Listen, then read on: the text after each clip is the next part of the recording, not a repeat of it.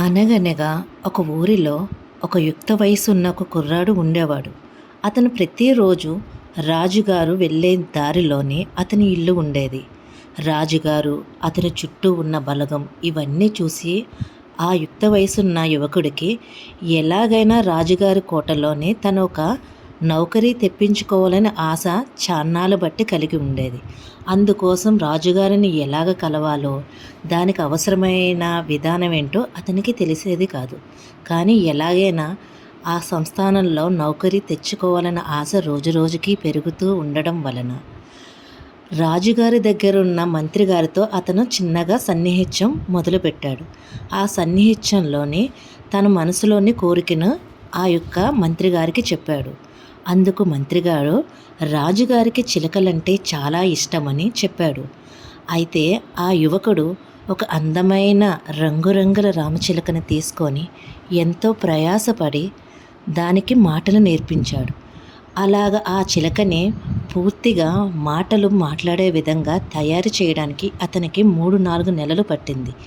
ఈలోగా రాజుగారి యొక్క జన్మదినం ఉత్సవాలు జరుగుతున్నాయని తెలుసుకొని ప్రజలందరూ రాజుగారిని కలవడానికి అవకాశం కలిగి ఉన్నదని తెలుసుకొని ఎలాగైనా రాజుగారికి కలిసి తన మనసులో మాటను అడగాలని ఎంతో విధంగా దానిని తీసుకొని ఆతృతగా రాజుగారి జన్మదిన వేడుకకి వెళ్ళాడు. రాజుగారికి సంబంధించిన జన్మదిన వేడుకలకు సంబంధించి ఒక్కొక్కరు ఒక్కొక్క కానుకలు ఇస్తూ రాజుగారిని మెప్పించసాగారు.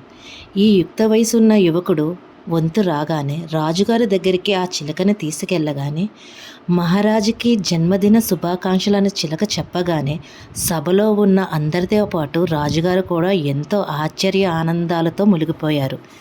వెంటనే అతను, ఈ చిలక చాలా అందంగా ఉంది, మంచిగా మాట్లాడుతుంది, ఇది చాలా ముద్దుగా ఉందని కొనియాడుతుంటే రాజుగారి జన్మదినానికి నేను ఇచ్చే ఈ చిరు కానుకని స్వీకరించమని ఆ యుక్త వయసున్న యువకుడు ఎంతో ప్రేమతో రాజుగారికి దాన్ని అందించాడు. వెంటనే రాజుగారు నీకు ఏమి కావాలో కోరుకోమని చెప్తే అతని మనసులో ఉన్న కోరికను చెప్పగానే వెంటనే రాజుగారు అతనికి నౌకరీ ఇచ్చాడు.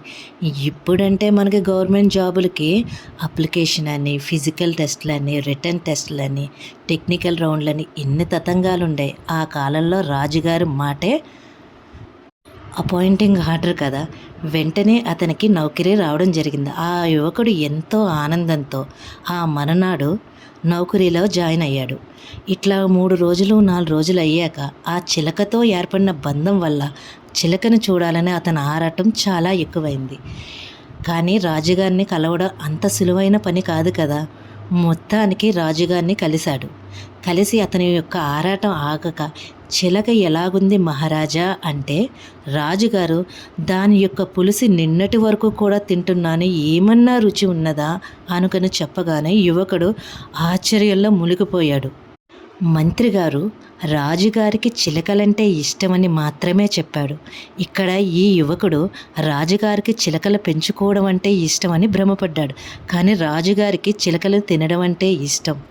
దీనిని బట్టి అర్థమైంది ఏంటంటే ఇష్టం అంటే కేవలం ఒకే అర్థంలోనే మనం ఎదుటి వాళ్ళని నిర్ణయించుకోకూడదు. అది స్నేహపూర్వమైనదైనా కావచ్చు, వేరే విధంగా అయినా కావచ్చు.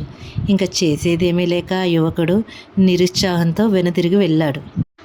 అందుకే దేశ భాషలందు తెలుగు లెస్స అని ఊరికనే అనలేదు. నానా అర్థాలకున్న అర్థాలేంటో ఆ రోజు ఆ పిల్లవాడికి కళ్ళు తెరుచుకొని మరీ అర్థమైంది. కొన్ని ఇలాంటి కథలు వింటున్నప్పుడు, చూస్తున్నప్పుడు చాలా విధమైన ఆనందం కలుగుతుంది కదా.